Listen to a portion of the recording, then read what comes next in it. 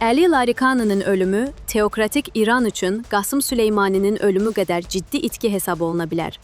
Süleymani, birbaşa Xameneyinin təlimatı ilə İranın müqavimət oxu adlandırdığı proksi qüvvələrin idarə edilməsi və coğrafiyasının genişləndirilməsini həyata keçirir.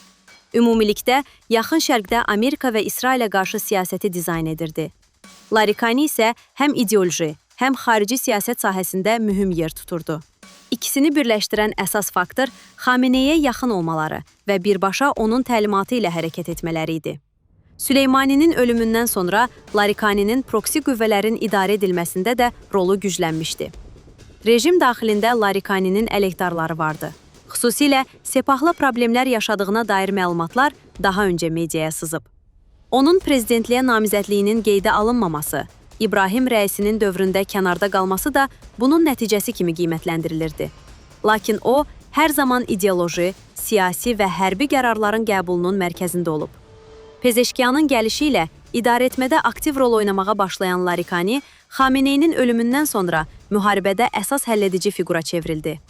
Bunun səbəbi kimi, onun Çin və Rusiya ilə diplomatik münasibətlərdə, eləcə də Yaxın Şərq siyasətində açar fiqura çevrilməsi, Xameneyinin də belə bir missiyanı Larikaniyə həvalə etməsi görünür.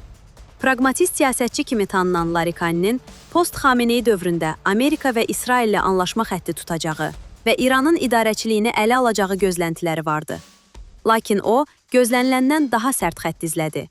Müharibənin regional müstəviyə yayılması, Amerika və İsrail ilə danışıqlardan imtina, Hörmüz boğazının bağlanması və qlobal iqtisadi risklərin yaradılması.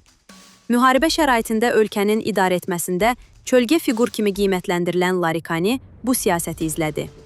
İstisna deyil ki, o, Xameneyinin ölümündən öncə vəsiyyətinə təlimatlarına uyğun hərəkət edirdi. Müharibənin başlanmasından 2 həftə sonra hədəf seçilməsində də radikal mövqeyinin həlledici olduğu ehtimalı var. Larikaninin ölümü İranda rejimin dağılması, yaxud təslim olması demək deyil, lakin idarə etmədə ciddi boşluq yarada bilər. Dəyərli izləyicilər, ölkə və dünya gündəmi ilə bağlı xəbərlər təqdim etməyə davam edəcəyik. Öz fikirlərinizi şərh bölümündə qeyd etməyi unutmayın. Sağlıqla qalın.